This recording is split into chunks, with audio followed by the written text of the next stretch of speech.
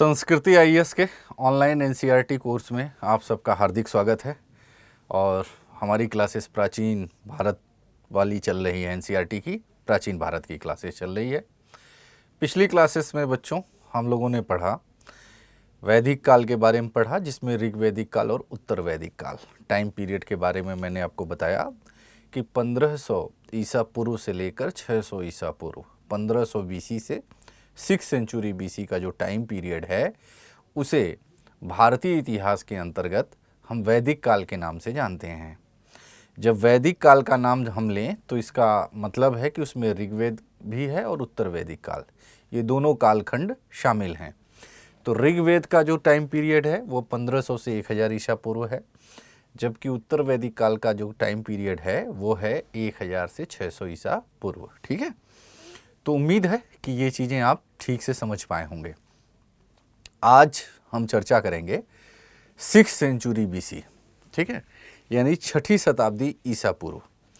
तो सबसे पहले कि 6ठी शताब्दी ईसा पूर्व में एक महत्वपूर्ण घटना ये है कि उस समय धार्मिक आंदोलन शुरू हो चुके थे। अभी हम ब्राह्मणवादी धर्म के बारे में पढ़ते आ रहे थे। हमने देखा कि ऋग्वेद में प्रार्थना स्तुति हो रही थी। उत्तर वैदिक काल में आके हमने देखा कि उत्पादन पद्धति में परिवर्तन आया, अर्थात लोहे का सीमित मात्रा में प्रयोग होना शुरू हो गया था। यज्ञ की संख्या में वृद्धि देखी गई कि यज्ञ और कर्मकांड में वृद्धि हुआ।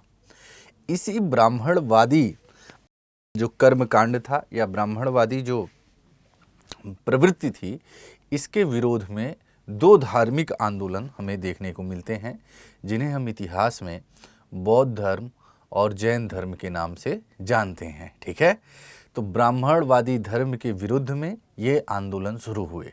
तो आज हम बौद्ध धर्म पढ़ेंगे, जैन धर्म पढ़ेंगे और फिर देखेंगे कि ये क्या कारक रहे जिन्होंने कि 6 सेंचुरी बीसी एंड ऑनवर्ड्स महाजनपदों के विकास को प्रोत्साहित किया। और फिर इन महाजनपदों में एक मगध का उत्कर्ष हुआ जो कि महाजनपद से ऊपर उठकर साम्राज्य की स्थिति में पहुंचा। ठीक है, तो कक्षा 6 की एनसीईआरटी जब आप पढ़ेंगे ना तो उसमें बहुत स्पष्ट नहीं है थोड़ा सा, ठीक है, लेकिन नई वाली, लेकिन पुरानी एनसीईआरटी में ये चीज़ें थोड़ी सी स्पष्ट हैं। ठीक है, तो आपसे पहले भी बताया कि आपका जो भी मैटर हम बना रहे हैं आपके लिए, वो एनसीईआरटी में जो बिखरे हुए टुकड़े हैं सबको एक साथ रख के, ताकि आपको कोई भी चीज़ हम पढ़ाएं तो होलिस्टिक अप्रोच के साथ पढ़ाएं। अगर हम बौद्ध धर्म पढ़ाएं तो उसको भी समग्रता के साथ समझाएं, जैन धर्म पढ़ाएं तो उसको, ताकि एक बेसिक कॉन्सेप्ट आपका बिल्डअप हो सके। ठीक है, तो शुरू करें आज की क्लास। तो हेडिंग डालिए बौद्ध धर्म। ठीक है, अब देखते हैं बौद्ध धर्म। तो बौद्ध धर्म ये 6 सेंचुरी बीसी में धार्मिक आंदोलन हुआ, 6 सेंचुरी बीसी में। ठीक है, और ब्राह्मणवादी धर्म के अगेंस्ट में ये मूवमेंट हुआ था। ब्राह्मणवादी धर्म के विरोध में। ठीक है, ब्राह्मणवादी धर्म में क्या था कि यज्ञ और कर्मकांड की प्रधानता हो गई। यज्ञ एवं कर्मकांड की प्रधानता हो गई। ठीक है, और यज्ञ में पशुओं की बलि दी जाने लगी। ठीक है, और इस समय 6 सेंचुरी बीसी एंड ऑनवर्ड्स का जो टाइम पीरियड है उसमें खेती की प्रधानता बढ़ने लगी। खेती ज़्यादा व्यापक स्तर पर होने लगा। खेती में लोहे का प्रयोग धूमधाम से होने लगा। लोहे के प्रयोग ने क्या किया कि एक बड़ी अर्थव्यवस्था, एक बड़ी क्षेत्र को आबाद किया कृषि भूमि के रूप में, और कृषि अधिशेष की गुंजाइश बनी। खेती के लिए एक प्राथमिक आवश्यकता होती कि खेती और पशुपालन दोनों एक दूसरे के पूरक व्यवसाय हैं, यानी अगर खेती अच्छी है तो पशुपालन भी बेहतर होना चाहिए। खेती को पशुपालन से सपोर्ट मिलता है और पशुपालन को खेती से। ठीक है, तो लेकिन अब यज्ञ और कर्मकांड में क्या हो रहा था कि पशुओं की बड़ी मात्रा में बलि दी जा रही थी। तो इन सब स्थितियों ने और उस समय जो और भी कारक रहे, इन सब ने कहीं ना कहीं एक प्रकार से बौद्ध और जैन धर्म के उद्भव में एक सहायक की भूमिका निभाई। ठीक है। दूसरा कि जो वर्ण व्यवस्था है, ब्राह्मण क्षत्रिय वैश्य शूद्र, तो एक सामाजिक तनाव की भी स्थिति उत्पन्न हो गई थी। ब्राह्मण अपने को हायरार्की में सबसे ऊपर रखते थे। ठीक है। फिर क्षत्रिय आते थे, तो ब्राह्मण और क्षत्रिय के बीच और वैश्य और शूद्र के बीच एक सामाजिक तनाव की स्थिति भी देखी गई। ठीक है। तो इस स्थिति में ब्राह्मणों को क्षत्रियों द्वारा चुनौती दी गई। तो इस अर्थ में भी आप देख सकते हैं कि बौद्ध और जैन धर्म का आविर्भाव हुआ, क्योंकि इन धर्मों के जो प्रवर्तक रहे या वास्तविक संस्थापक रहे वो कहीं न कहीं क्षत्रिय वर्ण से जुड़े हुए थे। ठीक है। अब जैसे बौद्ध धर्म है, ब्राह्मण धर्म है, तो ब्राह्मण धर्म कहता है कि शूद्रों को वेद नहीं पढ़ना चाहिए, तरह तरह के सामाजिक प्रतिबंध आरोपित कर रहा है, कह रहा है शूद्र को मोक्ष नहीं मिल सकता है। समझ रहे हैं। तो अब इन्होंने जो बौद्ध और जैन हैं वो कहते हैं कि सभी मोक्ष के अधिकारी हैं। इन्होंने अपना दरवाज़ा हर वर्ण के लिए खोल दिया। और वैश्य चूँकि एकमात्र उत्पादक वर्ग है, और उत्पादन में भी अगर आप देखेंगे तो अब वाणिज्य व्यापार का विकास हो रहा है, कृषि अधिशेष की स्थिति आ रही है, शिल्पों का विकास हो रहा है। और ब्राह्मण धर्म कह रहा है कि आप ब्याज सूदखोरी नहीं कर सकते। तो ब्याज जो होता है वाणिज्य व्यापार की रीढ़ होती है, अब उसे ही ब्राह्मण धर्म मना कर रहा है। और ये जो नवीन धर्म है वो कह रहे हैं नहीं नहीं, आप धूमधाम से करिए, सूद व्यापार ब्याज करिए, ये अनुकूल है, ब्याज का लेन देन, ब्याज पे पैसे दीजिए, लेन देन कीजिए, ये अनुकूल है। ठीक है। तो इसे जो है अन्य वर्णों द्वारा भी समर्थन प्राप्त होने लगा। ठीक है। तो अब देखते हैं, तो ये जो बौद्ध धर्म है, बौद्ध धर्म का जब आविर्भाव होता है तो इसके संस्थापक हैं गौतम बुद्ध। इनके बचपन का नाम सिद्धार्थ है। ठीक है। बुद्ध के बारे में आप लोग थोड़ा बहुत तो जानते ही होंगे। हाँ, तो गौतम बुद्ध बौद्ध धर्म के संस्थापक हैं और गौतम बुद्ध के बचपन का नाम सिद्धार्थ है। ठीक है। इनकी जो उपाधि है, जैसे इन्हें अन्य नाम से भी जाना जाता है, तो शाक्य मुनि है, एशिया का ज्योतिर्पुंज है, तथागत है, इन नामों से भी गौतम बुद्ध को जाना जाता है। ठीक है। शाक्य कुल में जन्म लिए थे, इसलिए शाक्य मुनि कहा गया। एशिया के ज्योतिर्पुंज के रूप में जाना जाता है, और तथागत मतलब कि इन्होंने जो ज्ञान प्राप्त किया तो तथागत कहलाए। ठीक है। तो इसलिए इनके ये उपनाम हैं, ये ध्यान रखिएगा। ठीक है। इनके पिता का नाम शुद्धोधन है और माता का नाम महामाया है। ठीक है। तो पिता हैं शुद्धोधन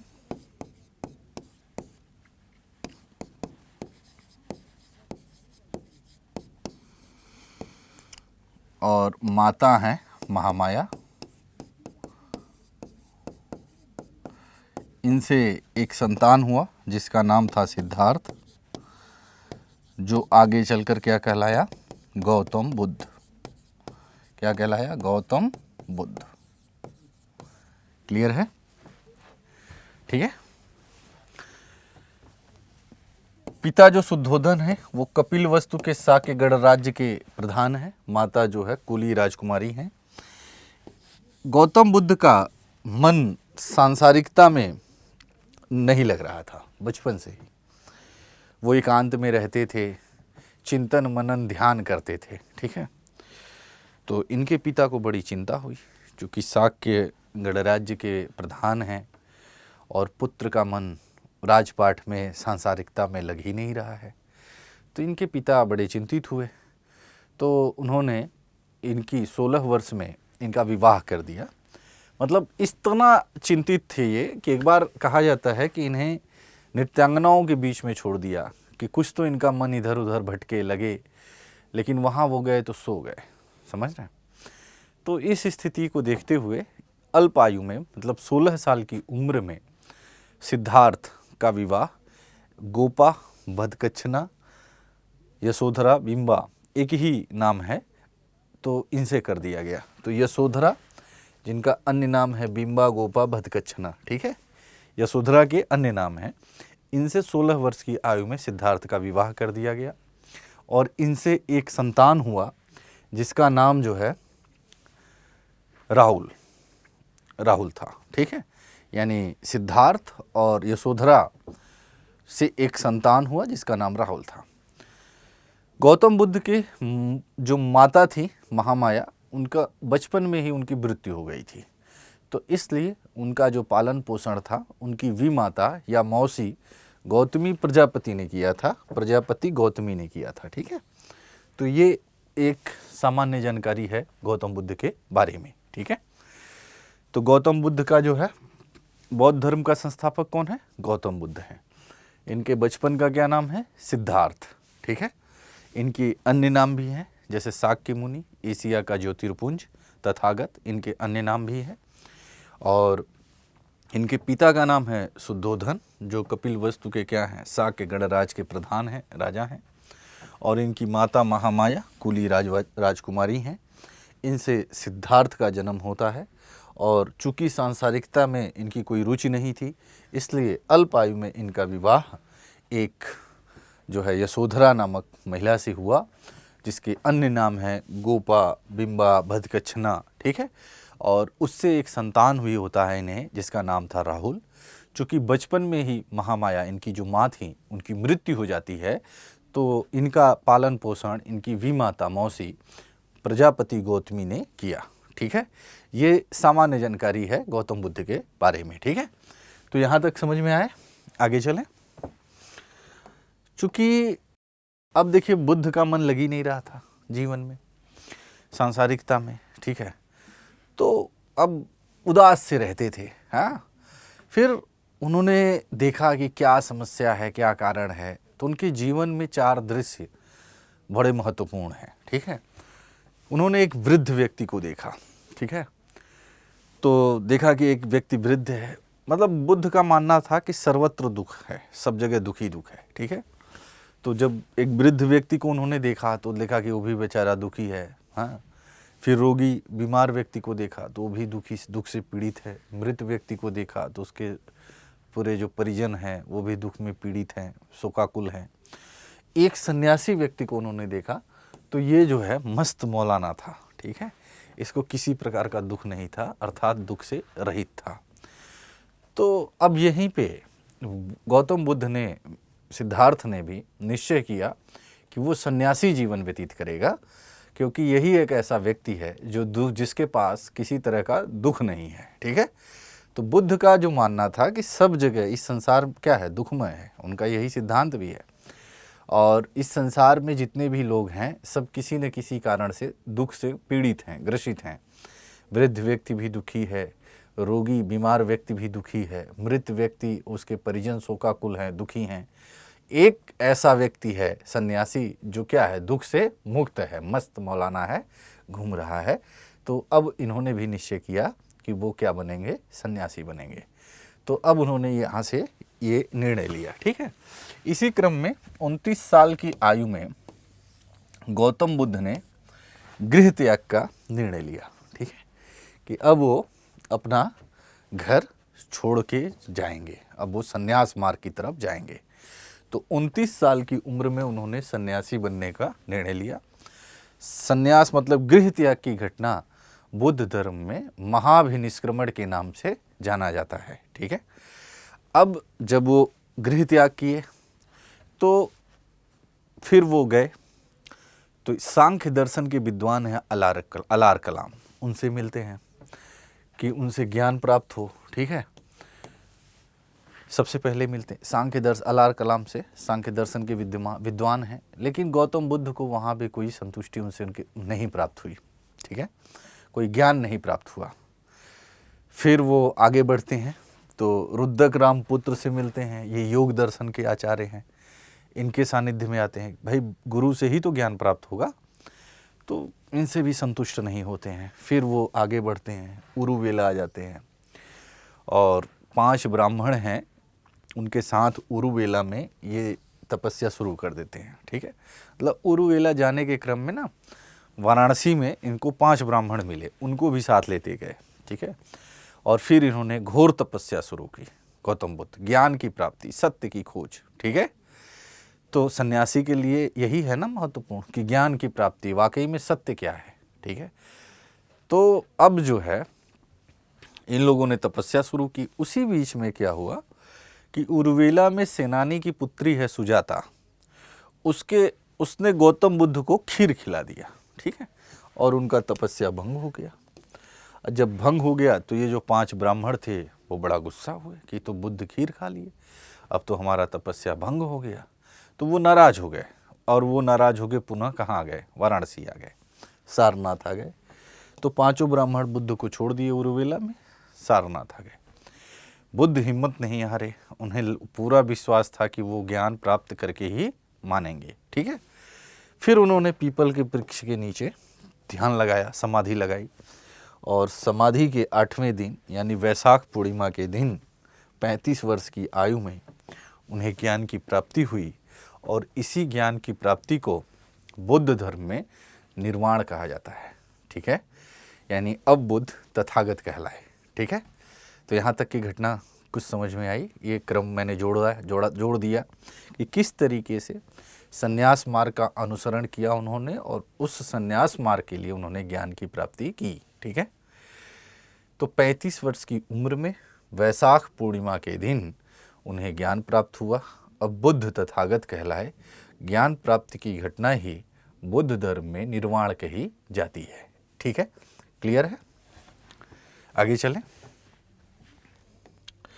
अब जब बुद्ध को ज्ञान प्राप्त हुआ तो बुद्ध आ गए उर्वेला से, कहाँ, वाराणसी, सारनाथ। और उस ज्ञान को उन्होंने सर्वप्रथम उन्हीं 5 ब्राह्मणों को दिया जो उर्वेला में उनके साथ थे, ठीक है। तो सारनाथ ऋषिपत्तनम, बुद्ध ने ऋषिपत्तनम के मृगदांव, सारनाथ में, मतलब पुराना नाम है सारनाथ का ऋषिपत्तनम, तो मृगदांव में बगीचे में 5 ब्राह्मणों को उन्होंने अपना पहला उपदेश दिया। और इसी पहले उपदेश की घटना को बौद्ध धर्म में धर्म चक्र प्रवर्तन के नाम से जाना जाता है, ठीक है। तो धर्म चक्र प्रवर्तन क्या है? बुद्ध का पहला उपदेश, धर्म चक्र प्रवर्तन। धर्म चक्र प्रवर्तन क्या है? बुद्ध का पहला उपदेश, ठीक है, पहला उपदेश। और पहला उपदेश उन्होंने किसको दिया? उन्हीं 5 ब्राह्मण साथियों को दिया जो बुद्ध के साथ उर्विला में तपस्या कर रहे थे, ठीक है। लेकिन उर्विला के सेनानी की पुत्री ने जब खीर खिलाया और बुद्ध का तपस्या भंग हुआ, उससे रुष्ट होकर 5 ब्राह्मण पुनः सारनाथ चले आए ऋषिपत्तनम, और बुद्ध फिर आए और उन 5 ब्राह्मणों को ज्ञान दिया, ठीक है। तो इसे ही बौद्ध धर्म में धर्म चक्र प्रवर्तन के नाम से जाना जाता है। क्लियर है? आगे चलें। अब देखिए बुद्ध की शिक्षाएं या बौद्ध धर्म के सिद्धांत क्या क्या हैं, ठीक, क्या हैं। तो पहली बात है कि मैंने कहा कि बुद्ध ने माना कि संसार क्या है? दुखमय है, सब कुछ दुख ही दुख है, ठीक है। तो संसार दुखमय है, जो चीज़ मेरे पास नहीं है उसका मुझे दुख है, जो चीज़ मेरे पास है उसके खोने का भी मुझे दुख है। तो कुल मिला के दुख ही दुख है। कोई ऐसा व्यक्ति नहीं है जो ये कहे कि मैं सुखी हूँ, ठीक है। आज मेरे पास गाड़ी नहीं है उसका मुझे दुख है, आज मैं अधिकारी नहीं बना हूँ उसका मुझे दुख है, कल मैं अधिकारी बन जाऊँ और अपने पद खोने का मुझे दुख है कि ये पद बना रहे, ठीक है। तो इस तरीके से बुद्ध कहते हैं कि संसार क्या है? दुखमय है, सर्वत्र दुख ही दुख विद्यमान है, ठीक है। तो इसी क्रम में उन्होंने 4 आर्य सत्य प्रतिपादित किए, और ये 4 आर्य सत्य ही क्या है? बौद्ध धर्म के सिद्धांत हैं, बौद्ध धर्म के जो केंद्रीय सिद्धांत हैं, ठीक है। तो 4 आर्य सत्य, ठीक है। उसमें पहला है कि दुख है, मतलब संसार क्या है? दुखमय है, सब दुख ही दुख है। तो पहला है दुख है। तो दूसरा बताया कि दुख का कारण है, दुख समुदाय है। और दुख का कारण क्या है? इच्छा, लालच, लोभ, लालसा, किसी चीज़ की प्राप्ति की इच्छा। तो इच्छा हमें हमारे अंदर जागृत कैसे होती है? अविद्या के कारण, उसके प्रति जानकारी न होने के कारण, ठीक है। अगर ये मुझे ज्ञान हो जाए कि ये जिस चीज़ की इच्छा हमारे मन में हो रहा है, जिस चीज़ की इच्छा हमारे अंदर हो रही है वो बेकार है, ठीक है, तो हम दुखी नहीं होगा, ठीक है। तो अविद्या, तृष्णा किसके कारण उत्पन्न हो रही है? इच्छा को तृष्णा कहा गया, और तृष्णा किसके कारण उत्पन्न हो रही है? अविद्या। तो अविद्या और तृष्णा ये क्या है? दुखों की उत्पत्ति कारण है। और इसी द्वितीय आर्य सत्य में ही वो प्रतीत्य समुत्पाद का सिद्धांत देते हैं, कार्य कारणवाद का सिद्धांत देते हैं, और फिर इसके अंतर्गत द्वादश निदान चक्र की भी वो व्याख्या करते हैं। यानी वो कहते हैं कि हर चीज़ कोई ना कोई चीज़ को जन्म देता है, ठीक है। जैसे हमारे इच्छा का कारण क्या है, मतलब हम मनुष्य के दुख का कारण क्या है? तो जन्म लेना, ठीक है। जन्म लेना, जन्म लेने का क्या कारण है? जाति, जाति का भव, भव का उपादान, उपादान का तृष्णा, तृष्णा का वेदना, वेदना का स्पर्श, स्पर्श का खडायतन, खडायतन का नाम रूप, नाम रूप का विज्ञान, विज्ञान का संस्कार, संस्कार का अविद्या। यानी अंतिम रूप से अविद्या ही सबसे बड़ा कारण है, ठीक है। तो इस तरीके से वो बताते हैं कारण कार्य का सिद्धांत। तो प्रतीत उत्पाद का एक सिद्धांत है, यानी कारण कार्य का सिद्धांत है ये। बौद्ध धर्म में प्रतीत उत्पाद क्या है? कारण कार्य का सिद्धांत है, ठीक है। तो दुख है, दुख का कारण है, और हर चीज का कोई ना कोई कारण है, प्रतीत समुत्पाद, ठीक है। यानी हमारे जन्म लेना, सबसे बड़ी बात तो यही है ना कि अगर हम जन्म लिए हैं तो कोई ना कोई हमारे अंदर कारण है होगा। जाति, जाति का भव, भव का उपादान, इस तरीके से एक चक्र है जिसे द्वादश निदान चक्र के नाम से जानते हैं, ठीक है। तीसरा है कि दुख है, दुख का कारण है दुख निरोध, यानी अविद्या एवं तृष्णा का उन्मूलन, ठीक है। और इसके लिए उन्होंने बताया दुख निरोध गामिनी प्रतिपदा, यानी अष्टांगिक मार्ग के प्रयोग से हम दुखों से क्या हो सकते हैं? मुक्त हो सकते हैं, ठीक है। तो अष्टांगिक मार्ग क्या है? बौद्ध धर्म से संबंधित है, और जो दुख हैं उससे मुक्ति के लिए क्या है? मार्ग है, अष्टांगिक मार्ग, यानी दुखों से मुक्ति का क्या है? साधन है, ठीक है। यानी इसके अपनाने से हम दुखों से क्या हो सकते हैं? मुक्त हो सकते हैं, ठीक है। तो देखिए, अब अष्टांगिक मार्ग में जो है प्रज्ञाशील समाधि, ये 3 स्कंद हैं, ठीक है। लेकिन आप ध्यान रखिएगा, ये देखिए, सम्यक दृष्टि, सम्यक संकल्प, सम्यक वाणी, सम्यक कर्मांत, सम्यक आजीव, सम्यक व्यायाम, सम्यक स्मृति और सम्यक समाधि, इसे ही बौद्ध धर्म में अष्टांगिक मार्ग कहते हैं। अर्थात इनके पालन से, समझ रहे हैं, हम इस जो दुख का चक्र है उससे मुक्त हो जाएंगे, ठीक है, और हमें निर्वाण प्राप्त हो जाएगा, ज्ञान प्राप्त हो जाएगा, ठीक है। तो ये ध्यान रखना है, ठीक है। तो अष्टांगिक मार्ग के प्रयोग से हम दुखों से मुक्त हो जाएंगे, ठीक है। तो अष्टांगिक मार्ग दुखों से मुक्ति का साधन है, ठीक है। अब देखिए, गौतम बुद्ध ने संघ की स्थापना किया, ठीक है। संघ के अपने कुछ नियम हैं, संघ के अपने कुछ व्यवस्थाएं हैं, ठीक है। तो विनय पिटक, त्रिपिटक एक ग्रंथ है, त्रिपिटक, ठीक है, इसे समझ लीजिए। बौद्ध धर्म की जानकारी का एक महत्वपूर्ण स्रोत है त्रिपिटक। मैंने स्रोतों में भी चर्चा किया है, ठीक है। त्रिपिटक में है सुत्त पिटक, विनय पिटक, और तीसरा है अभिधम्म पिटक, अभिधम्म पिटक, ठीक है। सुत्त पिटक में बौद्ध धर्म का सिद्धांत है, बुद्ध के सिद्धांत है, बौद्ध धर्म के सिद्धांत हैं।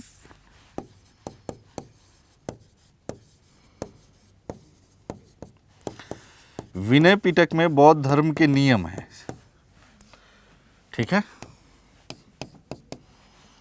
बौद्ध धर्म के नियम बताए गए हैं, बौद्ध धर्म के संदर्भ में नियम है, नियम दिए गए हैं। और अभिधम्म पिटक में ये दर्शन, बौद्ध धर्म का दार्शनिक ग्रंथ है अभिधम्म पिटक, ठीक है। तो ये त्रिपिटक हैं। त्रिपिटक बहुत ही महत्वपूर्ण है, ठीक है, बौद्ध धर्म के बारे में जानकारी के एक महत्वपूर्ण स्रोत है। इसके अंतर्गत सुत्त पिटक, विनय पिटक और अभिधम्म पिटक को शामिल किया जाता है, ठीक है।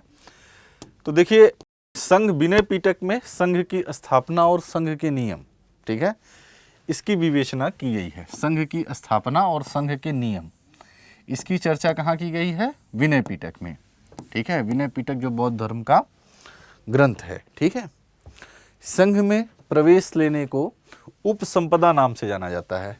ठीक है, यानी संघ में जो प्रवेश लेता है उसको उपसंपदा कहा जाता था। ठीक है, तो संघ में कौन कौन प्रवेश ले सकता था, कौन कौन नहीं ले सकता था? ठीक है, तो संघ में चोर, बच्चे, ऋणी व्यक्ति, दास, इनका प्रवेश क्या था? वर्जित था।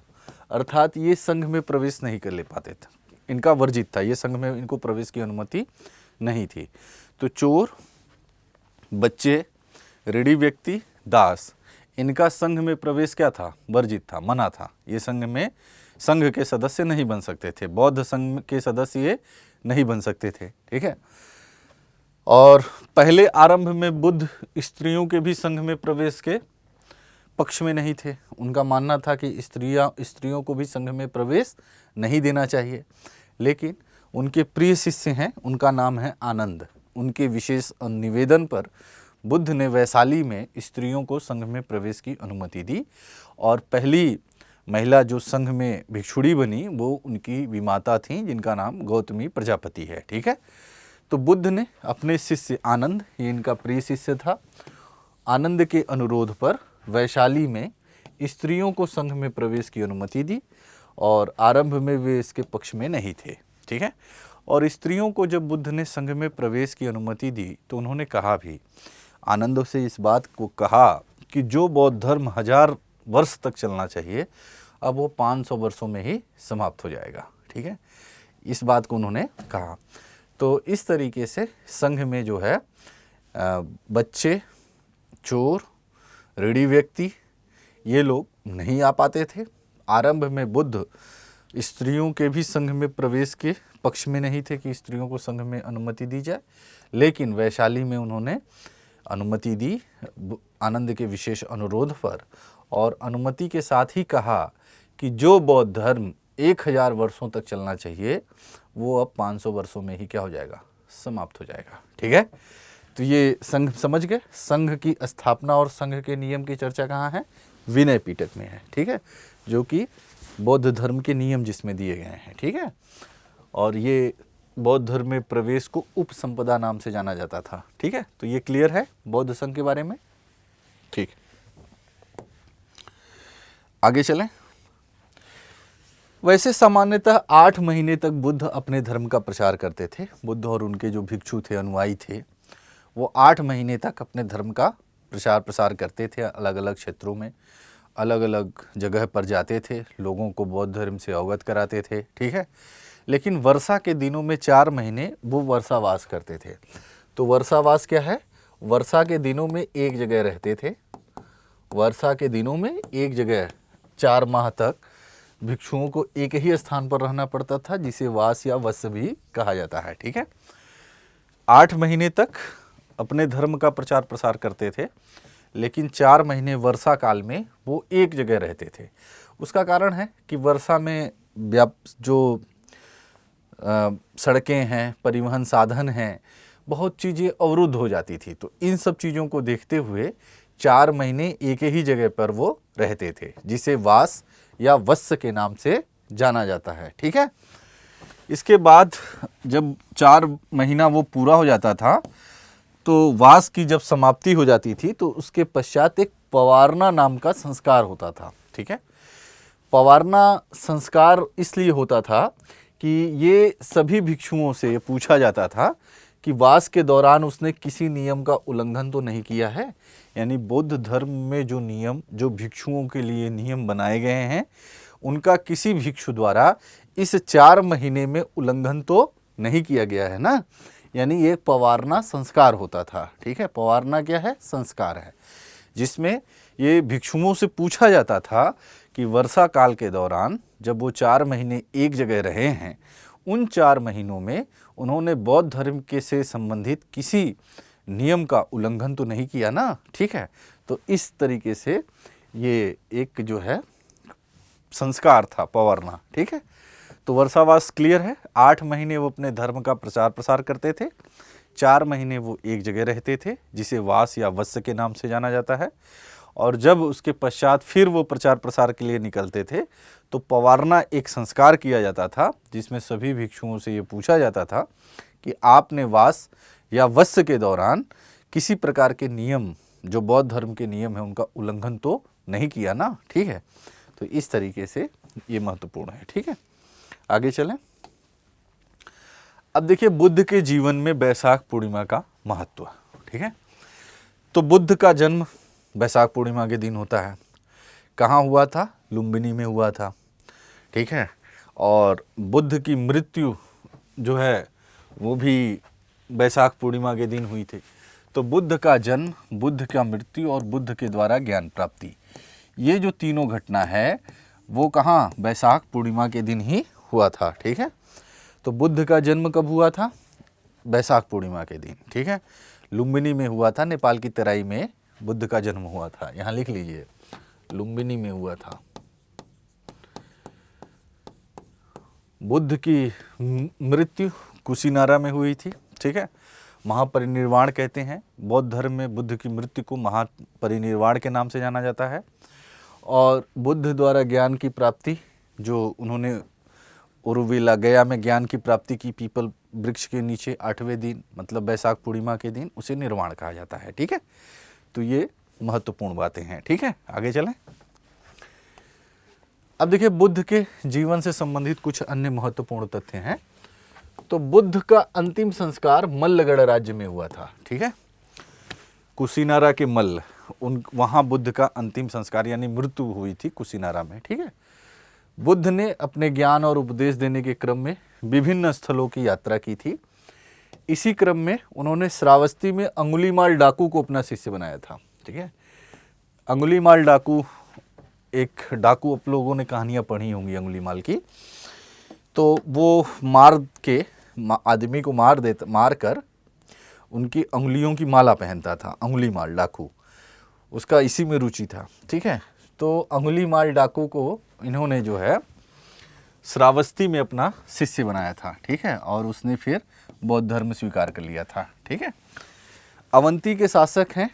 अवंती एक महाजनपद है, उसके शासक का नाम है चंड प्रद्योत। ठीक है, उसने बुद्ध को अपने राज्य में बुलाया, आमंत्रित किया, लेकिन बुद्ध अपनी वृद्धावस्था के कारण वहाँ जाने में उन्होंने जो है मना कर दिया और कहा कि वो अपने शिष्य महाकच्छायन को वहाँ भेज रहे हैं क्योंकि वो असमर्थ हैं वहाँ जाने में। ठीक है, तो इस तरीके से ये कुछ महत्वपूर्ण तथ्य हैं बुद्ध के बारे में।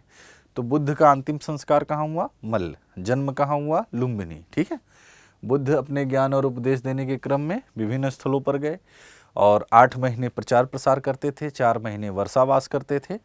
श्रावस्ती में अंगुलीमाल डाकू को उन्होंने क्या बनाया? अपना शिष्य बनाया। अवंती के शासक है चंड प्रद्योत, उसने बुद्ध को आमंत्रित किया, अपने साम्राज्य में बुलाया, लेकिन बुद्ध तब तक वृद्ध हो चुके थे और वृद्धावस्था के कारण उन्होंने वहाँ जाने में असमर्थता व्यक्त की और अपने शिष्य महाकच्छायन को वहाँ भेजा। ठीक है, तो ये कुछ महत्वपूर्ण बातें हो गई बौद्ध धर्म के बारे में। अब देखिए बौद्ध धर्म की लोकप्रियता के कारण क्या थे। ठीक है, बौद्ध धर्म की लोकप्रियता के कारण, तो नंबर 1, बौद्ध धर्म में जटिल वाद विवाद नहीं था, अतः सामान्य जन के लिए उसे समझना और स्वीकार करना आसान हुआ।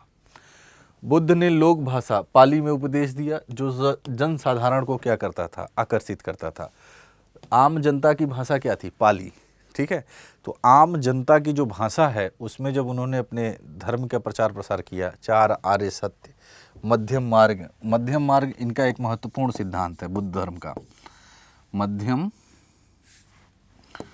मार्ग, ये बौद्ध धर्म का एक महत्वपूर्ण सिद्धांत है, मध्यम मार्ग। ठीक है, यानी ये अतिवाद का विरोध करते हैं। ठीक है, ये हर चीज़ में मध्यम मार्ग का प्रयोग करते हैं। ठीक है, तो मध्यम मार्ग का इन्होंने प्रयोग किया, तो ये भी जनसाधारण के लिए क्या था?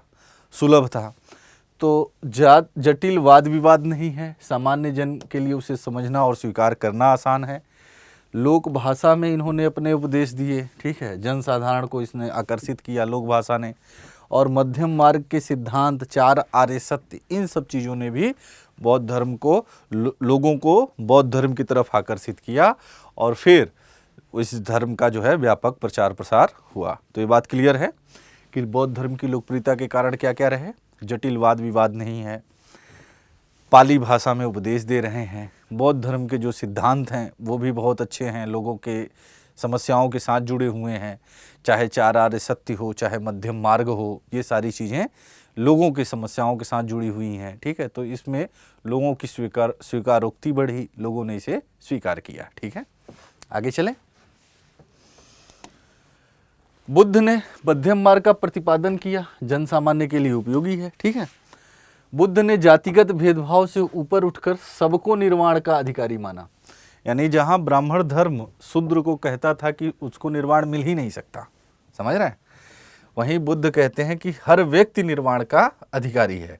तो इसलिए बौद्ध धर्म की लोकप्रियता बढ़ी, शूद्र वगैरह वैश्य सबने इनको अपनाया। ठीक है, बौद्ध धर्म को राजकीय संरक्षण प्राप्त हुआ। आपने देखा कि अवंती के शासक चंड प्रद्योत बुद्ध को बुला रहे हैं कि आइए आप हमारे साम्राज्य में बौद्ध धर्म का प्रचार प्रसार कीजिए, लेकिन बुद्ध वहां जाने में अपनी असमर्थता व्यक्त कर रहे हैं और वहां अपने शिष्य महाकच्छायन को भेजे।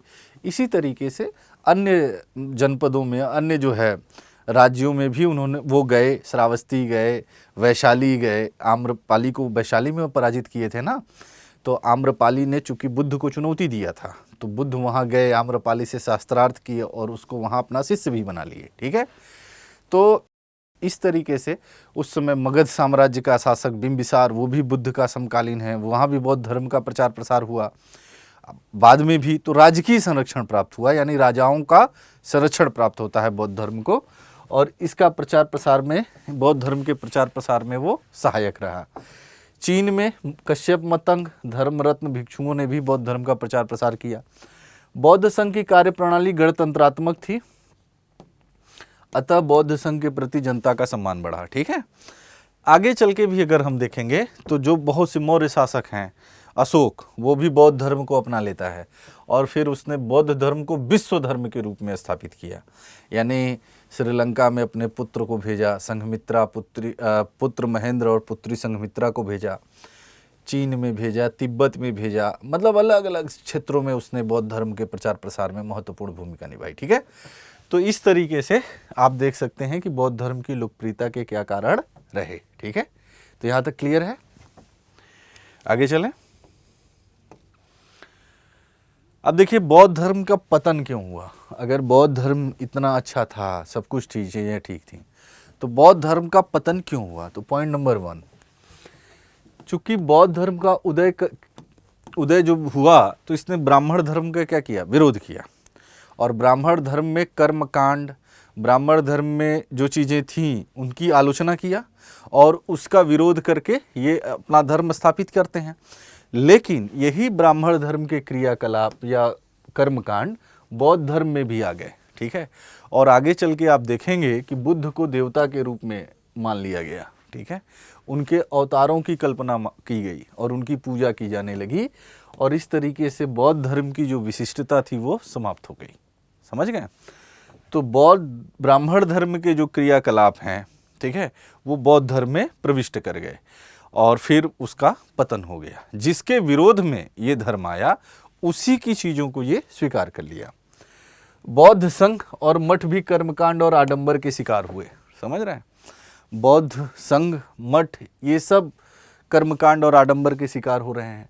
मठों में नैतिक मूल्यों का पतन हो रहा है, जनता के बीच ये आकर्षण खो बैठे।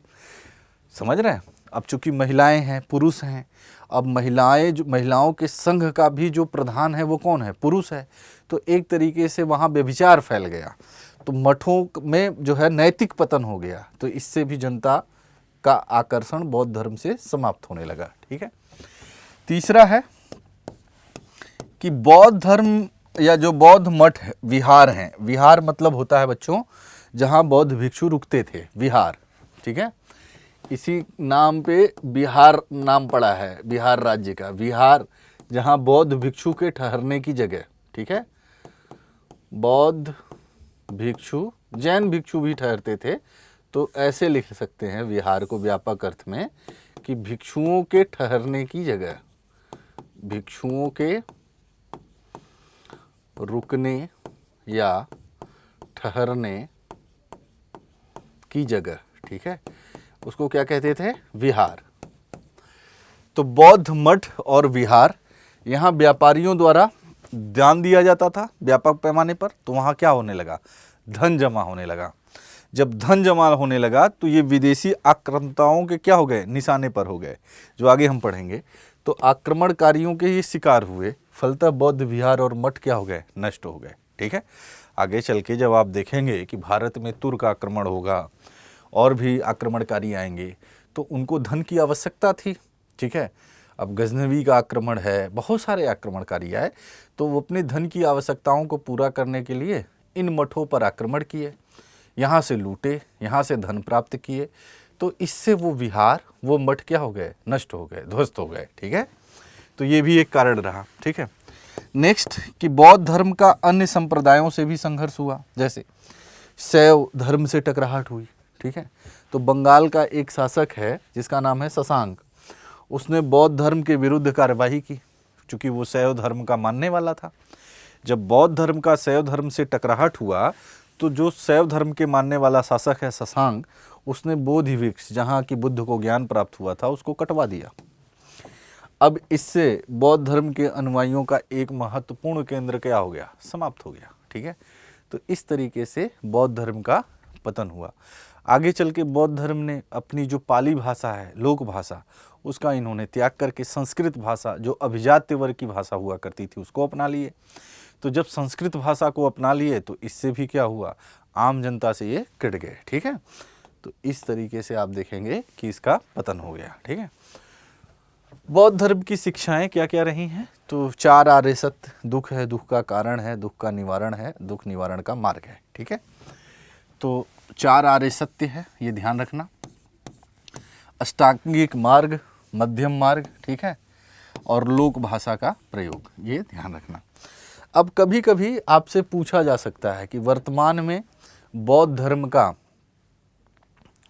जो है महत्व या प्रासंगिकता, इस तरीके से कभी पूछ लिया जाए, मान लीजिए कोई पूछ ही ले आपसे, तो आप कहेंगे कि जिस समय बौद्ध धर्म का आविर्भाव हुआ था उस समय समाज में बहुत सारा तनाव था, ठीक है। कृषि अर्थव्यवस्था का विकास हो रहा था, तो बहुत ज़्यादा जो है पशु बलि की जा रही थी कर्मकांड यज्ञों में, ठीक है। तो बौद्ध धर्म ने उस समय की तात्कालिक समस्याओं को दूर किया। और आज के संदर्भ में अगर हम देखें तो बौद्ध धर्म के जो मध्यम मार्ग के सिद्धांत हैं, ठीक है, जो अष्टांगिक मार्ग के सिद्धांत हैं, वो भी काफ़ी महत्वपूर्ण है, जो वर्तमान उपभोक्तावादी संस्कृति में और बहुत सारी समस्याएं जैसे आतंकवाद, पर्यावरणीय, ये सारी समस्याओं के निदान में सहायक हो सकती हैं, ठीक है। तो इस बात का आप ध्यान रखिएगा, ठीक है। तो ये जो है बौद्ध धर्म की शिक्षाएं हैं, ठीक है। आगे चले। अब देखिए दूसरा महत्वपूर्ण धर्म जो 6th सेंचुरी BC में है वो है जैन। हालांकि जैन धर्म की जो प्राचीनता है ना, वो बौद्ध से भी पुरानी मानी जाती है, ठीक है। और ऐसा माना जाता है कि ऋग्वेद में भी इसका जो है इसकी चर्चा मिलती है, ठीक है। तो अगर देखा जाए तो ये बौद्ध धर्म से पुराना है जैन धर्म। लेकिन जैन धर्म के जो वास्तविक संस्थापक हैं उनका नाम है महावीर स्वामी, और महावीर स्वामी बुद्ध के समकालीन थे, ठीक है। तो इसलिए जो है हम उसको जो है वास्तविक संस्थापक के समय में देखते हैं। तो 6th सेंचुरी BC में आकर ये इसका भी एक व्यापक प्रभाव पड़ा, इसकी भी अपनी शिक्षाएं हैं, इसके भी अपनी योगदान हैं, उसको भी देखेंगे, ठीक है। तो जैन धर्म जिन शब्द से निकला है और जिसका अर्थ होता है विजय। जिन का अर्थ होता है विजय, अर्थात राग द्वेष मन विकारों पर विजय प्राप्त करना, ठीक है। तो जिन का अर्थ होता है विजय। विजय किस पर प्राप्त करना? तो द्वेष राग जो मन के विकार हैं उन सब पर विजय प्राप्त करना ही इसका उद्देश्य है, ठीक है। जैन धर्म के जो संस्थापक हैं उस ऋषभदेव कहते हैं, और ऋषभदेव को ये प्रथम तीर्थंकर माने जाते हैं। प्रथम तीर्थंकर। जैन धर्म में कुल 24 तीर्थंकरों की संकल्पना की गई है। कितने तीर्थंकर हैं? कुल 24 तीर्थंकर माने जाते हैं, ठीक है। ठीक, उसमें पहले तीर्थंकर कौन है? ऋषभदेव, ठीक है। और इसमें 23वें जो तीर्थंकर हैं उनका नाम है पार्श्वनाथ। ये पहले ऐतिहासिक तीर्थंकर हैं, जैन धर्म के पहले ऐतिहासिक तीर्थंकर हैं, ठीक है। और 24वें तीर्थंकर हैं वो है महावीर स्वामी। कौन है? महावीर स्वामी। महावीर स्वामी को ही जैन धर्म का वास्तविक संस्थापक माना जाता है, जैन धर्म का वास्तविक संस्थापक, ठीक है, ध्यान रखना आप लोग। तो जैन धर्म के संस्थापक कौन है? ऋषभदेव। वास्तविक संस्थापक कौन है? महावीर स्वामी। ये ध्यान रखना, ठीक है। तो वास्तविक संस्थापक या जैन आंदोलन के प्रवर्तक कौन है? महावीर स्वामी। इस बात को नोट कर लेना, ठीक है। तो जैन धर्म किससे निकला है? जिन से निकला है। जिन का अर्थ होता है विजय। विजय मतलब किस पर विजय प्राप्त करना? तो जो राग द्वेष विकार हैं, मन के विकार हैं, बुराइयां हैं, उन पर विजय प्राप्त करना, ठीक है। जैन धर्म की जो प्राचीनता है वो बौद्ध धर्म से पुरानी है, ठीक है, क्योंकि इसके संस्थापक ऋषभदेव हैं जो कि बहुत पहले के हैं और प्रथम तीर्थंकर हैं। जैन धर्म में कुल 24 तीर्थंकरों की संकल्पना की गई है, ठीक है, जिसमें पहले तीर्थंकर कौन है? ऋषभदेव। 23वें तीर्थंकर पार्श्वनाथ, 24वें महावीर स्वामी, ठीक है। 23वें तीर्थंकर पार्श्वनाथ हैं जो कि पहले ऐतिहासिक तीर्थंकर हैं, ठीक है। जैन धर्म के वास्तविक संस्थापक या जैन आंदोलन के प्रवर्तक कौन है? महावीर स्वामी, ठीक है। तो ये ध्यान रखना आप लोग, ठीक। आगे चलें। अब देखिए पार्श्वनाथ के बारे में थोड़ा जान लेते हैं, ठीक है। तो ये जैन धर्म के क्या हैं? 23वें तीर्थंकर हैं। जैन धर्म के 23वें तीर्थंकर हैं, ठीक। पहले ऐतिहासिक तीर्थंकर हैं, ऐतिहासिक तीर्थंकर हैं, ठीक है। इनके पिता का नाम है अश्वसेन और वो काशी बनारस के राजा थे, अश्वसेन। इनकी माता का नाम है वामा, ठीक है। तो अश्वसेन और वामा की संतान है पार्श्वनाथ, ठीक है। इनकी पत्नी का नाम है प्रभावती और इनका प्रतीक है सर्प। समझ रहे हैं? सर्प इनके जो है इनका प्रतीक है। इन्होंने जो शिक्षा दी उसमें जो है 4 शिक्षाएं इन्होंने दी हैं: सत्य, अहिंसा, अस्तेय, अपरिग्रह, ठीक है। इस बात को समझ लेना आप लोग। सत्य मतलब सत्य बोलना, ठीक है, झूठ नहीं बोलना। अहिंसा मतलब हिंसा न करना, किसी को मारना नहीं, कष्ट न देना, ठीक है, अहिंसा। अस्तेय मतलब चोरी नहीं करना, चोरी न करना। और अपरिग्रह मतलब संचय नहीं करना, ठीक है, संचय नहीं करना, आवश्यकता से अधिक संचय नहीं करना, ठीक है। तो ये 4 सिद्धांत, 4 शिक्षाएं इन्होंने दी। इसी में एक शिक्षा महावीर स्वामी द्वारा जोड़ा जाएगा, ब्रह्मचर्य, ठीक है। मतलब चारों शिक्षाएं उन्होंने पार्श्वनाथ से ले ली, एक उसमें उन्होंने अपना जोड़ दिया, ब्रह्मचर्य, ठीक है। तो पंच महाव्रत बन जाएगा, ठीक है। तो 4 शिक्षाएं किसकी हैं? पार्श्वनाथ की। क्या क्या है? सत्य, सदा सत्य बोलो, झूठ नहीं बोलना है। अहिंसा, हिंसा नहीं करना है। मन वचन कर्म से हमें किसी को हिंसा नहीं, ठेस नहीं पहुंचानी, चोट नहीं पहुंचानी है, ठीक है। तीसरा अस्तेय, चोरी नहीं करना है। और चौथा अपरिग्रह मतलब संचय नहीं करना है। तो ये 4 शिक्षाएं किसके द्वारा दी गई? पार्श्वनाथ द्वारा, ठीक है। और पार्श्वनाथ के जो अनुयायी हुए उनको निग्रंथ कहा गया, मतलब जिनके अंदर कोई ग्रंथ ही नहीं है, ठीक है, निग्रंथ, ठीक है। यहाँ तक क्लियर है? आगे चलें। अगले जो तीर्थंकर हैं वो हैं महावीर स्वामी। ये जैन धर्म के क्या है? 24वें तीर्थंकर हैं। जैन धर्म के वास्तविक संस्थापक हैं, जैन धर्म के वास्तविक संस्थापक हैं, ठीक है।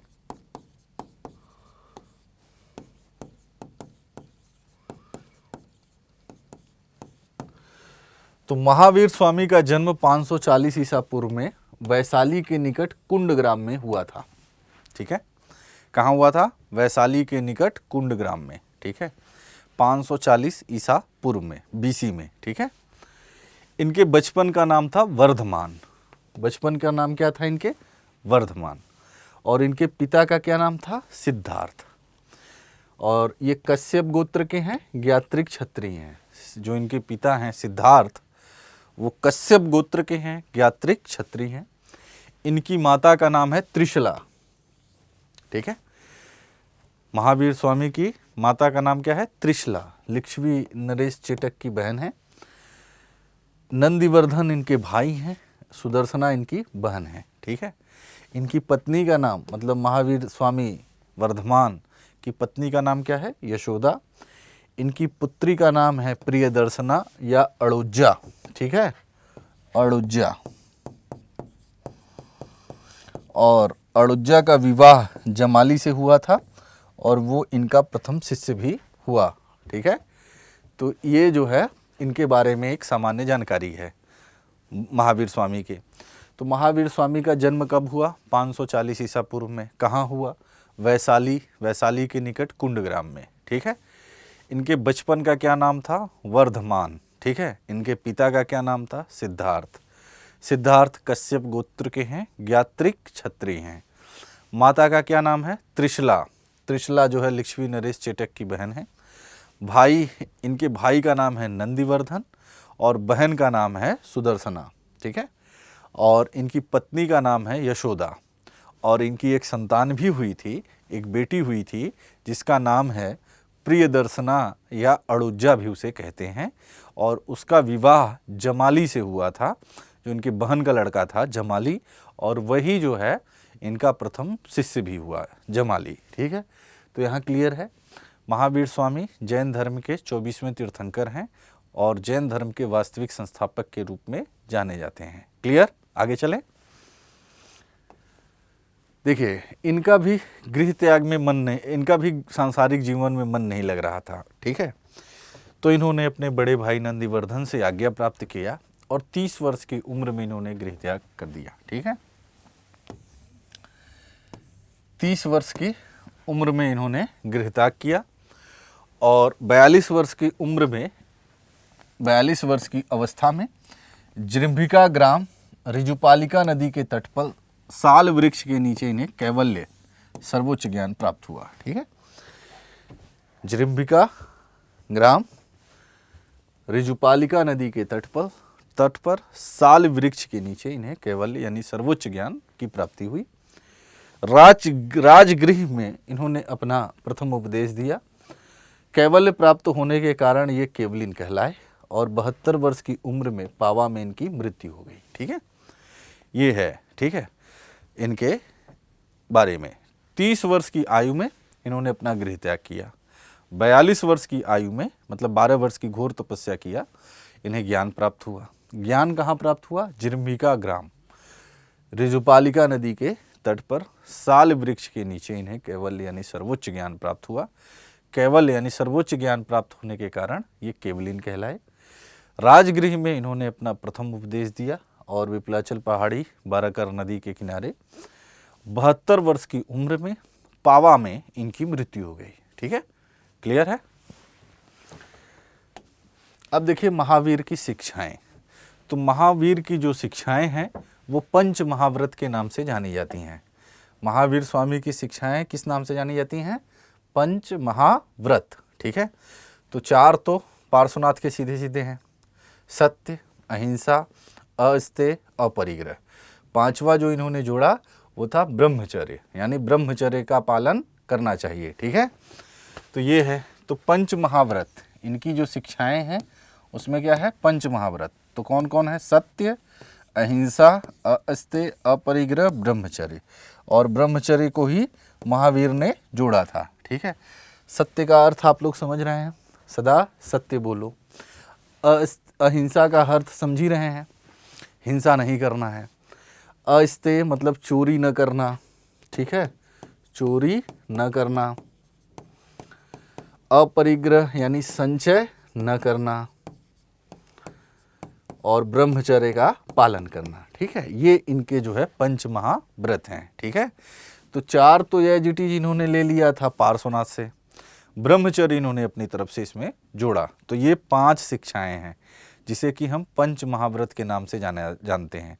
ये जो सिद्धांत है इसमें अहिंसा का सिद्धांत जो है वो काफ़ी एक केंद्रीय सिद्धांत, केंद्रीय जो है इसका स्वरूप है। मतलब ये केंद्रीय, अहिंसा पर ज़्यादा बल दिया गया, ऐसे समझिए कि अहिंसा पर सबसे ज़्यादा बल दिया गया, कठोरता पूर्वक बल दिया गया।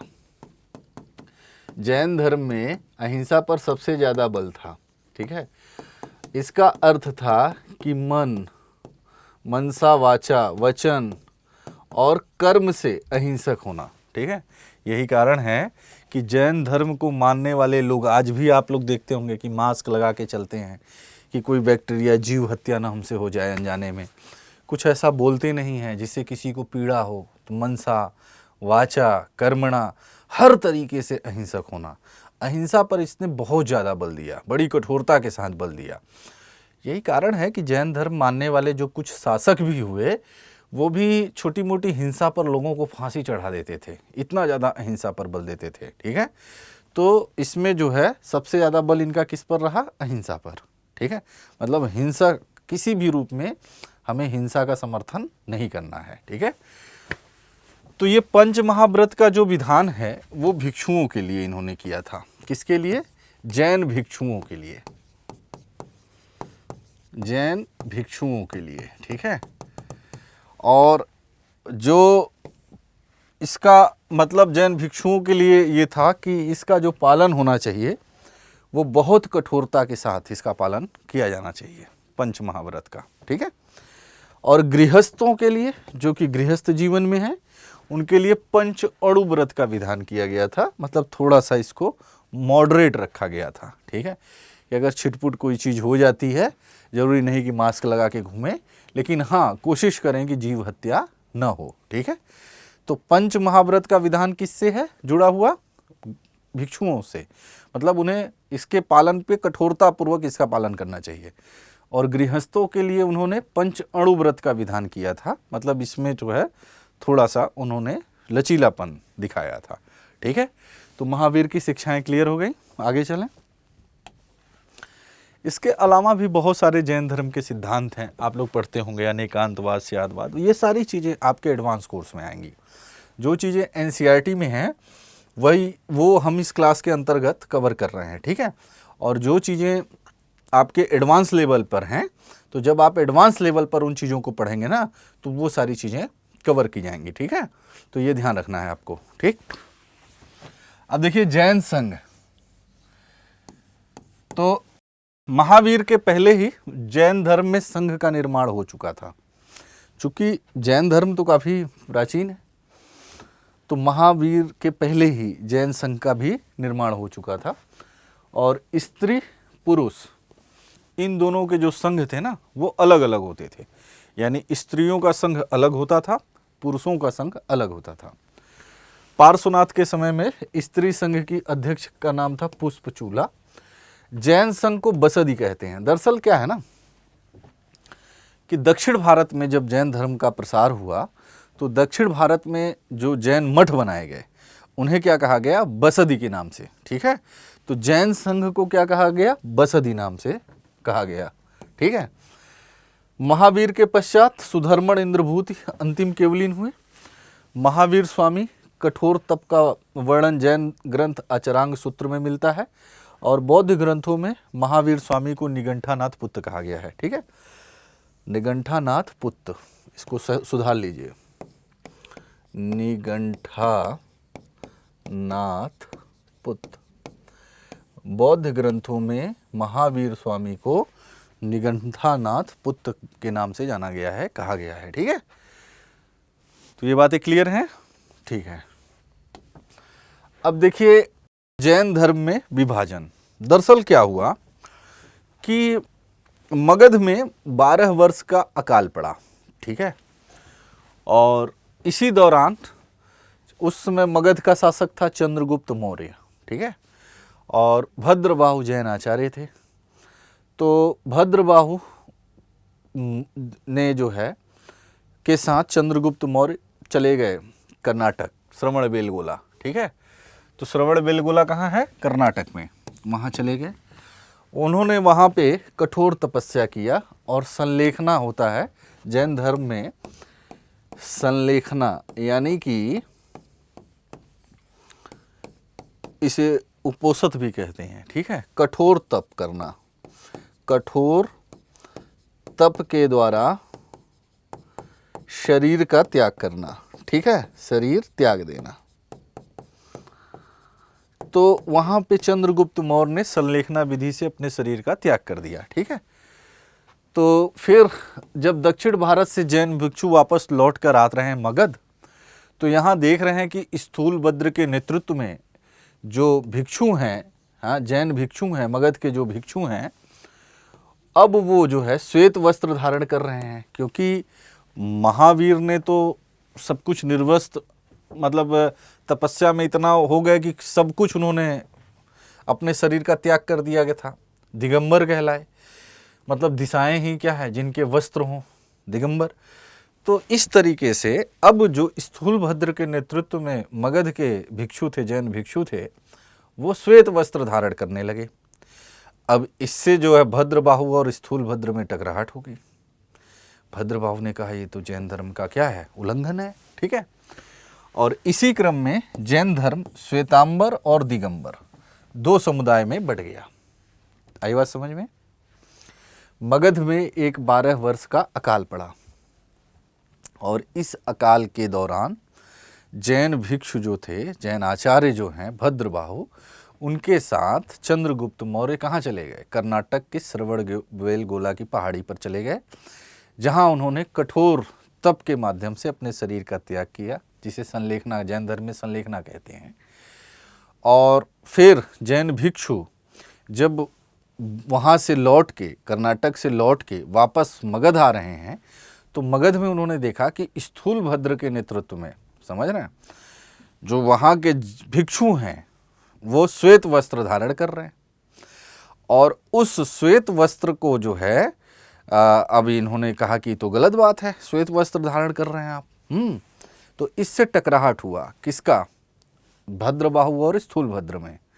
जब टकराहट हुआ तब जो है जैन धर्म दो भागों में बढ़ गया। एक चूंकि श्वेत वस्त्र धारण कर रहा था तो श्वेतांबर कहलाया, मतलब श्वेत वस्त्र धारण करने वाला।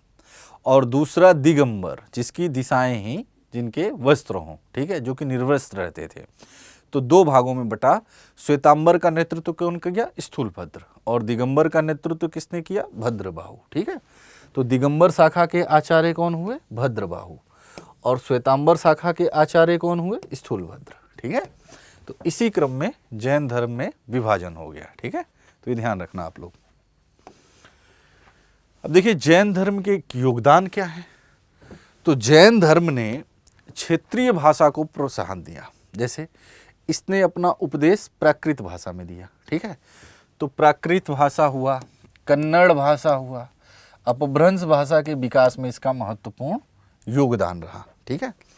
तो जैन धर्म का जो सबसे महत्वपूर्ण योगदान रहा वो रहा प्राकृत भाषा, कन्नड़ भाषा, अपभ्रंश भाषा के विकास में, ठीक है। दूसरा, ताड़ चित्रकला के विकास में इसका महत्वपूर्ण योगदान रहा, ठीक है। ताड़ मतलब छालों पर, जो पौधों की छाल पर चित्रकारिता होती है, ताड़ चित्रकला, उसके विकास में इसने महत्वपूर्ण भूमिका निभाई। स्मारक, भवन, मंदिर, मूर्ति, गुफाओं के निर्माण में इसकी महत्वपूर्ण भूमिका निभाई। आगे चल के आप देखेंगे कि जैन मतानुयायी हैं खारवेल, उन्होंने उड़ीसा में उदयगिरी या खंडगिरी की पहाड़ी पर जैन गुफाओं का निर्माण कराया। एलोरा में जैन गुफाएं बनी, ठीक है। तो इस तरीके से स्मारक, भवन, मंदिर, मूर्तियों में, गुफाओं के निर्माण में भी इसका महत्वपूर्ण योगदान था। आबू पर्वत पर देखेंगे दिलवाड़ा जैन मंदिर बना हुआ है। खजुराहो में पार्श्वनाथ और आदिनाथ के मंदिर बने हुए हैं। ओसिया राजस्थान में महावीर स्वामी का मंदिर बना हुआ है। तो ये इनके कुछ महत्वपूर्ण योगदान हैं, ठीक है। तो प्राकृत, कन्नड़, अपभ्रंश भाषा के विकास में, ताड़ चित्रकला के विकास में, स्मारक, भवन, मंदिर, मूर्ति, गुफाओं के निर्माण में, ठीक है।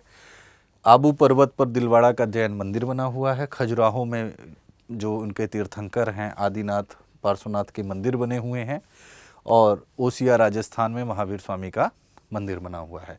तो ये इनके कुछ महत्वपूर्ण योगदान हैं। ठीक है, अब देखिए जैन धर्म के व्यापक न होने का कारण क्या था, यानी जैन धर्म का जो सामाजिक आधार था वो संकुचित क्यों था, समझ रहे हैं। तो एक तो इनका अहिंसा पर बहुत ज़्यादा बल था, ठीक है, और अहिंसा पर अतिशय बल होने के कारण एक बड़ी जनसंख्या इनकी ओर आकर्षित नहीं हो पाई, क्योंकि भाई अब कितना भी करें कुछ न कुछ तो हिंसा हो ही जाएगी। अब हमेशा मास्क लगा के चलना, कृषि कार्य से जुड़े लोग हैं तो कृषि में हिंसा तो स्वाभाविक सी बात है। ठीक है, तो दार्शनिक पक्ष की प्रधानता, आचरण संबंधी नियमों की कठोरता, समझ रहे हैं, यानी जो इन्होंने इतने कठोर नियम बनाए कि कठोरता पूर्वक पालन की बात कही, इसके वजह से ये लोकप्रिय नहीं हो पाया। दूसरा बात है कि अहिंसा, काया क्लेश पर अतिशय बल दिया।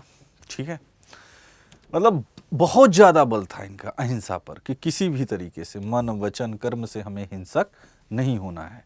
तो इतना ज़्यादा जब अहिंसा पर बल था तो लोगों का आकर्षण जैन धर्म के प्रति कम हुआ। ठीक है, वस्त्र त्याग कर उपासना करने जैसे सिद्धांत, अब जैसे दिगंबर हैं, वस्त्र ही धारण नहीं करते, कहते हैं आकाश ही दिगंबर, दिशाएं ही जिसके वस्त्र हों। ठीक है, तो इससे भी जन सामान्य इसके प्रति आकर्षित नहीं हो पाया और सामान्य जन के लिए व्यवहारिक नहीं रहा। जैन धर्म में जाति प्रथा का प्रवेश हो गया। ठीक है, हालांकि जैन धर्म, बौद्ध धर्म, इन सब ने वर्ण व्यवस्था, जाति व्यवस्था पर कठोर चोट किया था, लेकिन इन्होंने भी जाति प्रथा का विरोध किया। लेकिन इन्होंने संघ में जो प्रवेश दिया, अपने अनुयायियों के, उनके अनुयायी जो हुए महावीर के, उन्होंने जो संघ में प्रवेश देना जब शुरू किया तो उच्च वर्ण को प्राथमिकता देने लगे, उच्च जाति के लोगों को प्राथमिकता देने लगे। तो इससे भी क्या हुआ, इसमें जो है व्यापक नहीं हो पाया। तो पहली बात कि दार्शनिक पक्ष, यानी कि इसके जो नियम है कठोरता पूर्वक पालन पर बल देता है। ठीक है, अहिंसा पर बहुत ज़्यादा बल है कि मन वचन कर्म से हमें हिंसक नहीं होना है। ठीक है, वस्त्र त्याग कर उपासना की जो पद्धति है वो भी सामान्य जनता के लिए व्यवहारिक नहीं है, समझ रहे हैं। तो ये सब जो कारण है। और तीसरी बात कि इसने जाति व्यवस्था, वर्ण व्यवस्था पर चोट की, लेकिन महावीर के जो अनुयायी हुए बाद में, उन्होंने उच्च जो संघ में प्रवेश था वो उच्च जाति के लोगों को देना शुरू कर दिया, जिसके कारण जैन धर्म व्यापक नहीं हो पाया। आई बात समझ में? आगे चलें। अब देखिए 16 महाजनपद। दरअसल हमने प्रीवियस क्लास में पढ़ा था कि ऋग्वेद काल में, ठीक है, ऋग्वेद काल में सबसे कुल 20 जन ये प्रशासनिक इकाई थी। उत्तर वैदिक काल में हमने देखा, उत्तर वैदिक काल, ठीक है, और इस काल में क्या परिवर्तन हुआ, और परिवर्तन का कारण क्या था, लोहे का प्रयोग। ठीक है, यानी लोहे का प्रयोग शुरू हो चुका था। ठीक है, लेकिन कृषि में क्या था, सीमित प्रयोग हुआ, कृषि में सीमित प्रयोग हुआ था। लेकिन अब क्षेत्र का विस्तार तो होने लगा था, तो प्रशासनिक इकाई के रूप में हमने देखा कि ग्राम, विस, जन और जनपद, इसका विकास हो चुका था। ठीक है, यानी क्षेत्र आधारित जो एक भू स्वामित्व की अवधारणा का विकास हो चुका था, यानी जनपद का विकास हुआ। अब देखेंगे महाजनपद काल, महाजनपद काल। अब इस काल में लोहे का कृषि में प्रयोग व्यापक रूप से हुआ, लोहे का कृषि में व्यापक प्रयोग हुआ। ठीक है, व्यापक प्रयोग हुआ। और जब लोहे का कृषि में व्यापक प्रयोग होगा तो कृषि उत्पादन बढ़ेगा। ठीक है, राजा की शक्ति बढ़ेगी और राजा एक क्षेत्र से दूसरे क्षेत्र के लोगों को भी मिलाएगा। तो युद्धास्त्र में भी प्रयोग हो रहा है, कृषि में भी प्रयोग हो रहा है। और कृषि में जब उत्पादन बढ़ेगा तो राजा एक नियमित कर भी प्राप्त करेगा। ठीक है, तो राजा की शक्ति बढ़ेगी। ठीक है, तो इस काल में क्या हुआ कि जनपद और जनपद मिलके महाजनपद बनाने लगे। जनपद और जनपद मिलके क्या हुआ, महाजनपद का विकास हुआ। जनपद और जनपद मिलके महाजनपद का विकास हुआ। और 16 महाजनपद, यानी बौद्ध ग्रंथ में 16 महाजनपद की चर्चा की गई है कि इस समय 6th सेंचुरी BC के आसपास जो कुल महाजनपदों की संख्या थी वो कितनी थी? 16 थी। ठीक है, तो अब आप इस बात को समझ रहे हैं कि लोहा वो फैक्टर है जो चेंज ला रहा है। उत्तर वैदिक काल में लोहे का कृषि में सीमित प्रयोग हो रहा है, युद्धास्त्र के रूप में प्रयोग हो रहा है, लेकिन महाजनपद काल में लोहे का युद्धास्त्र के रूप में भी प्रयोग हो रहा है और कृषि में भी व्यापक प्रयोग हो रहा है।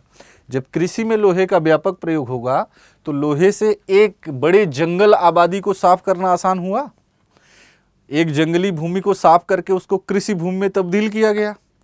खेती के उपकरण लोहे के बनाए जाने लगे, लोहे का फावड़ा, लोहे का फरसा, लोहे का हंसिया। अब कृषि तकनीकी में वृद्धि हुई, समझ रहे हैं? जब कृषि में वृद्धि हुई, गहरी जुताई हुई, तो भूमि की उर्वरता बढ़ेगी और भूमि का क्या होगा? उत्पादन बढ़ेगा। जब उत्पादन बढ़ेगा, खाने से अधिक होगा, तो राजा उस पर क्या करेगा? कर लेगा, क्योंकि राजा भी शक्तिशाली है। राजा युद्धास्त्रों से युक्त है, नियमित सेना रखेगा और जनता से कर प्राप्त करेगा। उस कर से अपनी सेना को वेतन देगा, उसकी शक्ति बढ़ेगी, उसका राजकोष समृद्ध होगा। तो अब वो अपने आसपास के क्षेत्रों को जो शक्तिशाली होंगे वो मिलाएंगे, तो महाजनपद और जनपद मिलके महाजनपद का विकास हुआ। ठीक है, तो ये बात ध्यान में रखना है। ठीक है, तो बौद्ध ग्रंथ में अंगुत्तर निकाय और जैन ग्रंथ के भगवती सूत्र में इसका उल्लेख है 16 महाजनपद का। ठीक है, ये ध्यान रखना। तो इस समय बुद्ध काल यानी 6th सेंचुरी BC के आसपास कितने महाजनपद थे? 16। ठीक है, 600 ईसा पूर्व के आसपास जो कुल थे वो 16 महाजनपद हैं। इसकी जानकारी हमें कहाँ मिलती है? बौद्ध ग्रंथ के अंगुत्तर निकाय और जैन ग्रंथ के भगवती सूत्र में हमें इन 16 महाजनपदों के बारे में जानकारी प्राप्त होती है। ठीक है, इन 16 महाजनपदों में 14 जो महाजनपद हैं वो राजतंत्रात्मक हैं। क्या है? राजतंत्रात्मक। राजतंत्रात्मक का मतलब है कि राजा वहाँ का प्रमुख है। ठीक है, जबकि 2 ऐसे हैं जो गणतंत्रात्मक हैं।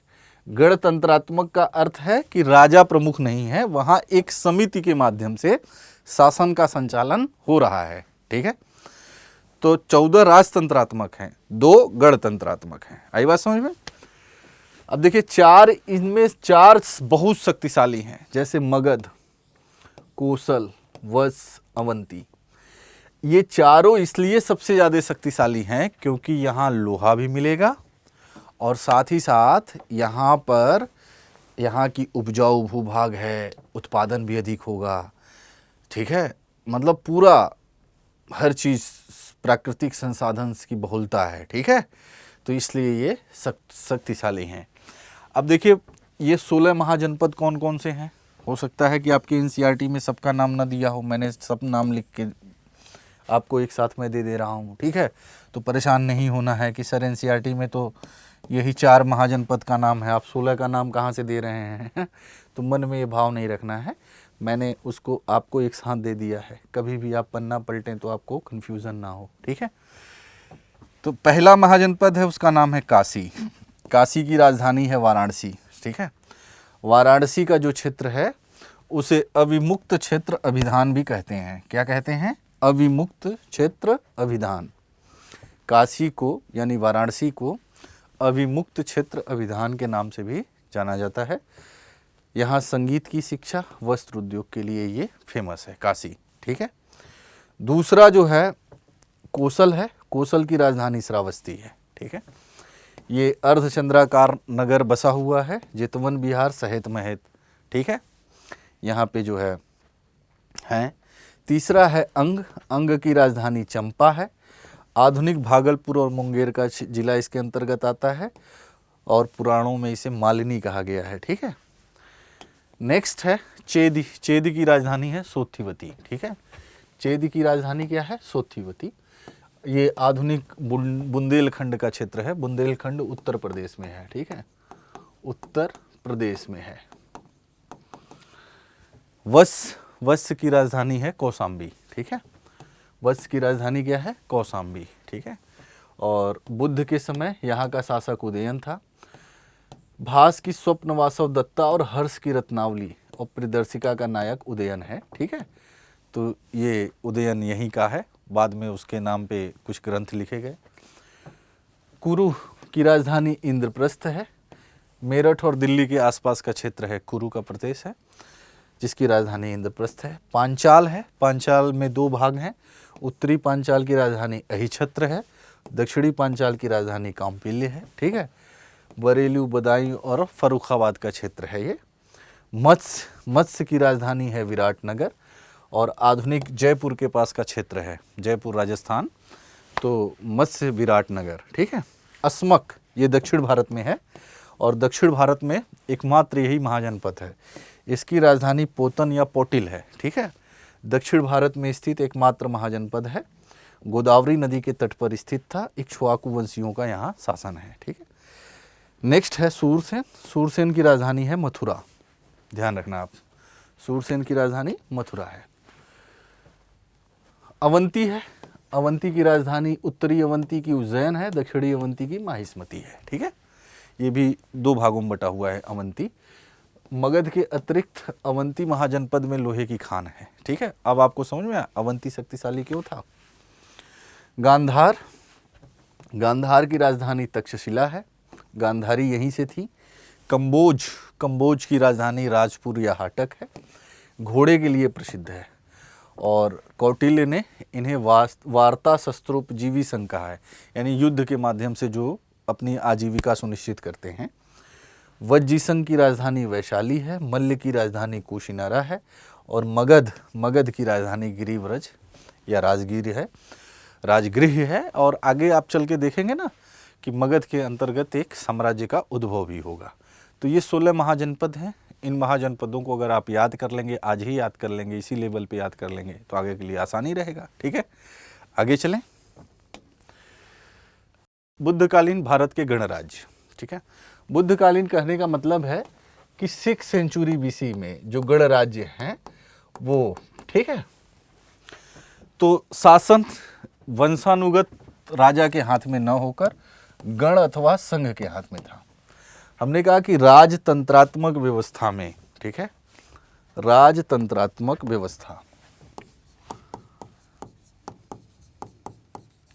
राजतंत्रात्मक व्यवस्था, इसमें शासन का मुखिया कौन होता है, राजा, और ये वंशानुगत होता है, यानी इसका बेटा बनेगा फिर उसका बेटा बनेगा, यानी वंशानुगत प्रणाली पर आधारित होता है। गणतंत्रात्मक व्यवस्था, यहाँ वंशानुगत राजा नहीं होता, राजा नहीं होता। मैंने एक दिन आप लोगों से चर्चा किया था कि भारत एक गणतंत्रात्मक देश है, यानी भारत का जो सर्वोच्च है भारत में जो सर्वोच्च शासन का जो प्रतिनिधि है, जैसे राष्ट्रपति है, सारे काम तो राष्ट्रपति से के ही नाम से होते हैं। वो अलग बात है कि व्यवहारिक प्रधानमंत्री होता है, तो ये वंशानुगत नहीं होता। ठीक है, इसलिए भारत एक गणतंत्रात्मक देश है। ठीक है, तो इसी तरीके से जो गणतंत्रात्मक व्यवस्था होती है वहाँ वंशानुगत राजा नहीं होते, राजतंत्र नहीं होता। जैसे ब्रिटेन में मैंने कहा था कि ब्रिटेन गणतंत्रात्मक देश नहीं है, वहाँ संवैधानिक राजतंत्र है, यानी अभी भी वंशानुगत राजा वहाँ पे होता है। ठीक है, तो भारत में ऐसा नहीं है। ठीक है, तो गणतंत्रात्मक में जो वंशानुगत राज व्यवस्था नहीं होती, यहाँ का जो शासन है वो एक समिति या गण के माध्यम से चलाई जाती है, जो लोगों द्वारा निर्वाचित या चुनी होती है। ठीक है, तो ये बात समझ गए आप। तो बुद्धकालीन भारत के जो गणराज्य हैं, तो शासन वंशानुगत राजा के हाथों में न होकर गण अथवा संघ के हाथ में होता था। ठीक है, बुद्ध काल में यानी वही 6th सेंचुरी BC में गंगा क्षेत्र में 10 गणराज्यों का अस्तित्व था, जैसे कपिलवस्तु के शाक्य, नेपाल की तराई में स्थित है। ठीक है, दूसरा है सुमसुमारागिरी के भग, आधुनिक मिर्जापुर के चुनार का क्षेत्र, ये उत्तर प्रदेश में है। उत्तर प्रदेश में है, ठीक है। अलकप के बुली, ये बिहार बेतिया का क्षेत्र है। केसपुत के कलाम, अलार कलाम यहीं के थे जहाँ बुद्ध गए थे ज्ञान प्राप्त करने। रामग्राम के कोली, गोरखपुर में स्थित है, ठीक है। रामगढ़ का ताल। नेक्स्ट है कुशीनारा के मल्ल, यहाँ पे बुद्ध की मृत्यु हुई थी। सालमन में महात्मा बुद्ध का महापरिनिर्वाण यानी मृत्यु हुई थी, ठीक है। पावा के मल्ल, पडरौना गोरखपुर है, यहाँ महावीर स्वामी की मृत्यु हुई थी, ठीक है। पिपलीवन के मोरी, ये गोरखपुर में कुसुम्ही के पास स्थित है, ठीक है। वैशाली के लिच्छवी हैं, तो लिच्छवी ने बुद्ध के लिए महावन में कुटाग्रशाला का निर्माण कराया था, ठीक है। तो ये आप ध्यान में रखेंगे। चेटक है, छलना बिंबिसार का विवाह छेलना से हुआ था, त्रिशला महावीर स्वामी की माँ है, ठीक है। और मिथिला के विदेह, बिहार के भागलपुर और दरभंगा का क्षेत्र। तो इस तरीके से आप देख सकते हैं कि उस समय गंगा घाटी में लगभग 10 गणराज्य मौजूद थे, ठीक है। अब देखिए गणराज्यों का पतन कैसे हुआ, या गणराज्यों का पतन किस तरीके से हुआ, ठीक है। तो जब गणराज्यों में राजतंत्रीय शासन व्यवस्था को अपना लिया गया तो उनका भी क्या हो गया, पतन हो गया, समझना। तो शासन में उच्च पदों का आनुवंशिक होना, यानी राजा का या उसके सहायक जो होते थे अधिकारी, बड़े अधिकारी, जब उच्च पदों का वंशानुकरण होने लगा, वंशानुगत होने लगे, तो वो फिर क्या हो गया, पतन हो गया। राजपद का दैवीकरण हो गया। जिस तरीके से राजतंत्र में माना जाता है कि राजा पृथ्वी पर क्या है, ईश्वर का परछाई है, ठीक है। राजतंत्र में यही माना जाता है ना कि राजा पृथ्वी पर ईश्वर का परछाई है। वैसे ही जब गणतंत्रात्मक व्यवस्था में भी ये माना जाने लगा कि राजा पृथ्वी पर ईश्वर का परछाई है, तो राजपद का दैवीकरण हो गया। तो गणराज्यों में सुशासन और सुरक्षा की दृष्टि से क्या हो गया, राजतंत्रात्मक प्रणाली को अपना लिया गया। तो ये उसके पतन का कारण रहा। तो गणराज्य किस में बदल गए, राजतंत्र में बदल गए, ठीक है। नंबर 2, गणराज्यों की आपसी फूट, ठीक है, और समकालीन राजतंत्रों की विस्तारवादी नीति। हम कह रहे थे ना कि ताकत बढ़ी महाजनपद काल में, तो जिसके पास ताकत था वो दूसरे क्षेत्र को अपने क्षेत्र में मिला लिया। तो समकालीन राजतंत्रों की विस्तारवादी नीति ने भी गणतंत्रों का पतन कर दिया, ठीक है। गणतंत्र अभिजात्य तंत्र थे, अर्थात महज मुट्ठी भर कुलीन इसका प्रतिनिधित्व कर रहे थे, जबकि सामान्य जन की भागीदारी उसमें नहीं थी। तो ये कुछ महत्वपूर्ण कारण हैं जिनकी वजह से गणतंत्रों का पतन हुआ, ठीक है। आगे चलें। तो आज की क्लास यहीं तक, और अगली क्लास में हम देखेंगे मगध का उत्कर्ष, ठीक है। इन 16 महाजनपदों में एक महत्वपूर्ण जनपद है मगध, जिसकी राजधानी कहाँ है, गिरिव्रज या राजगिरी। तो हम देखेंगे कि मगध का उत्कर्ष कैसे होता है, किन परिस्थितियों में होता है, और फिर उस उर्वर भूमि पर मौर्य वंश और आगे के राजवंश अस्तित्व में आते हैं, ठीक है। तो आप इसे रिवाइज करते रहिएगा, ठीक है, एनसीईआरटी पढ़ते रहिएगा। एनसीईआरटी में पुरानी एनसीईआरटी के साथ मिक्स करके मैटर चूँकि बनाना पड़ रहा है आपका, नई एनसीईआरटी में इतना डिटेल में नहीं दिया है कक्षा 6 की एनसीईआरटी में, ठीक है। तो इससे घबराना नहीं है, ठीक है। ये सब एनसीईआरटी के ही आधार पे सब मैटर बनाए जा रहे हैं। तो आज की क्लास यहीं तक, मिलते हैं अगली क्लास में। Thank you so much.